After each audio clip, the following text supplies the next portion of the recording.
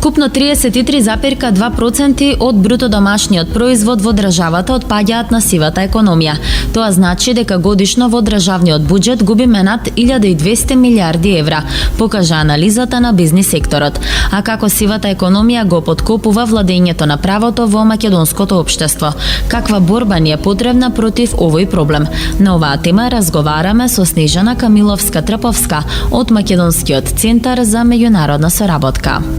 Експертите јавно предупредија дека сивата економија е многу повеќе од економско прашање, односно дека таа е длабоко општествено прашање. Каков е вашиот став и дали се согласувате дека ова е многу повеќе од економски проблем кој всушност го поткопува владењето на правото во општеството? Целосно би се согласила дека сивата економија е многу повеќе од економски проблем и дека тоа го поткопува владењето на правото во општеството и на некој начин се направи корелација помеѓу сивата економија и корупцијата, односно се создава еден подлабок општествен јаз со креирање на сопостоењето на сивата економија во општеството.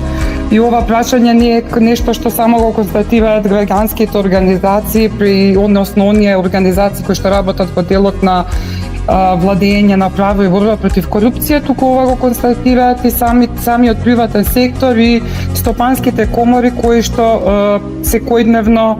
укажуваат на тоа дека е потребно да постои некоја стратегиска определба во државата која ќе се справува со сивата економија со цел владење на правото. Токму тие причини многу е значајно многу повеќе да се разгледува сивата економија како таков општествен проблем, се со цел да истата се намали и се со цел на крајот да имаме реално и целосно владење на правото во општеството. Со оглед дека ова прашање го застапивте и во извештајот за процена на корупцијата, може ли најпластично да ни дадете едно објаснување за тоа како сивата економија е поврзана со корупцијата, односно како едниот проблем го надополнува другиот? Најчесто кога ја гледаме сивата економија од перцепциите за корупцијата кога станува збор, највеќе се гледа неформалната вработеност која што постои во општеството како еден сегмент од сивата економија. И токму од тој аспект е и направена анализата во извештајот за проценка на корупцијата. И според податоците од последното истражување во 2023, 86,8% од испитаниците имаат пишан договор со својот работодавац, но 33% од нив земаат поголема плата од онаа што е регулирано со договорот. Значи тука ги гледаме првите два сегменти, односно два проблеми кои што излегуваат на површина, односно 13 или 14% од испитаниците прво немаат пишан договор за работењето, за својата работа што ја обавуваат, што е едниот проблем со кој што го гледаме и кој што може да биде и е секако предмет на некој начин на корупција. А 33% од овие кои што имаат подпишан договор, гледаме дека земаат многу поголема плата од онаа што им е пропишана во самиот договор. И тука највеќе се гледа тој процент на неформална вработеност и процентот на она што го велиме сива економија и корупција во корелација, бидејќи она што е регулирано со договорот не е она што реално му се исплаќа на работникот. И од тука се поставуваат многу понатаму прашања кои што влијаат на владењето на правото, на тоа како се исплаќаат тие дополнителни средства на работниците, како работодавачите го регулираат тоа од финансиска гледна точка и како и на крајот државата, односно институциите, тоа не го утврдуваат, односно какви мерки се предземаат. Така да ова е еден првичен, да кажеме, сегмент каде што самите испитаници, граѓаните констатираат дека сивата економија како таква, односно неформалната вработеност постои како проблем. И иако мал дел од испитаниците, односно 4,5% се изјасниле дека немаат платени придонеси на работното место, сепак 22,2% рекле дека придонесите им се исплатени врз основа на пониската плата или врз основа на законски минималната плата, што значи дека повторно работодавачите успеваат на овој начин да го изиграат законот и да работат спротивно на прописите, а со тоа и во многу понеповолна положба да ги ставаат и своите вработени. иако нивната вистинска финансиска надокнада за нивната работа е многу повисока. Така да ова се некои основни параметри кои што можеме да ги поврзаме за сивата економија и корупцијата и како овие два општествени проблеми се надополнуваат. Вие меѓу другото рековте дека се потребни системски определби за борба против сивата економија, па како би изгледале тие мерки со кои што како држава, како систем би се бореле против ваквиот проблем? Што е тоа што на краток рок може да го направи државата, а што е тоа што може да го стори на долг за неформалната економија всушност да ја направиме формална? Какви механизми има тука на располагање? А пред се во 2023 година се донесе нова стратегија за формализација на неформалната економија за период 23-27 со свој акцијски план, која е подготвена од една меѓусекторска соработка, базирана на сопатен пристап за справување со неформалната економија. Се надевам дека таа стратегија, збориме тоа нели за краток рок 23-27, ќе даде некакви позитивни исчекори и дека мерките што се предвидени таму и акцијскиот план ќе се спроведуваат. Паралелно со тоа, имајќи во предвид кога ќе се навратиме за тоа каква е степенот на исполнителност на националната стратегија за борба против корупција, односно низок процент измеѓу 10 и 20 проценти,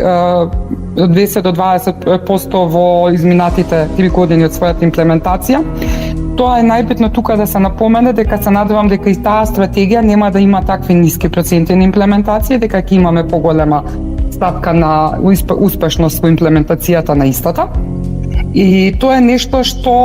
во прв чекор би бил позитивно доколку гледаме дека таа истата се исполнува, но секако за да пред се ние видиме дека има реален исчекор во сосивата економија и формализација на неформалната економија, е најбитно да видиме дека инспекторатите ја работат својата работа, дека редовно се проверуваат овие, да кажеме, сомнителни работодавачи кои што на некој начин не ги спроведуваат законските обврски на начин на кој што би било очекувано и на кој што треба истите да се спроведуваат, и дека органите кои што се надлежни за овој процес ќе бидат на линија на својата работа и дека ќе може да се казнуваат оние кои што работат спротивно на законот. Она што е основно уствари кога станува збор за корупцијата, кај нас е неказнивоста, така да очекувањата се дека казнивоста ќе даде свој позитивен исход со тоа што нели ќе биде мерка со која што ќе може да се поврати довербата на некој начин и во системот. Со оглед дека имаме прилично нова влада, каков апел би испратиле до неа за сузбивање на сивата економија? Ајде овој разговор всушност да го заокружиме, да го завршиме со една порака за тоа како да се врати довербата на граѓаните во системот и во самите институции.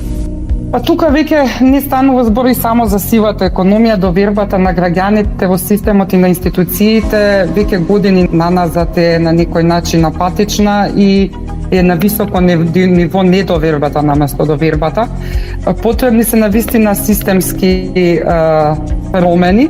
пред се кои што ќе бидат прикажани преку реална искажана политичка волја од сите чинители за креирање на систем на доверба во институциите, кој што ќе зависи пред се од тоа да тие си ја исполнуваат реално својата функција, казнивоста да се подигне на повисоко ниво, да видиме дека постојат системски анализи на проблемите и реални исходи за тоа како истите да се надминат и дека целиот овој процес ќе се направи во соработка со сите засегнати страни, особено кога станува збор за сивата економија. Битно е да се нагласи дека не се и само стопанските комори или асоциациите на работодавачите, туку и другите вклучени како граѓанскиот сектор кој што работи во овој сегмент на еден соопфатен пристап и ќе може да се направат анализи на состојбите и ќе се допринесе да понатаму истите се аплицираат и да може да се очекува дека истите на вистина ќе се имплементираат во наредниот период, бидејќи она што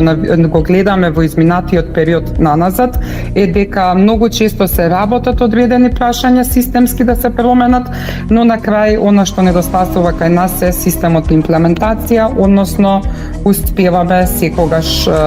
да потврлиме во делот на тоа како истите ќе се имплементираат и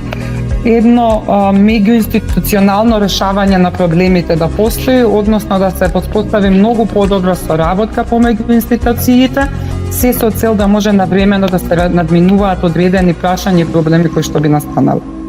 Така, Снежана, ви благодарам за одвоеното време и за реализацијата на овој разговор. Нема на што, ви благодарам и на вас. Благодарам. Македонски медиа сервис. mms.mk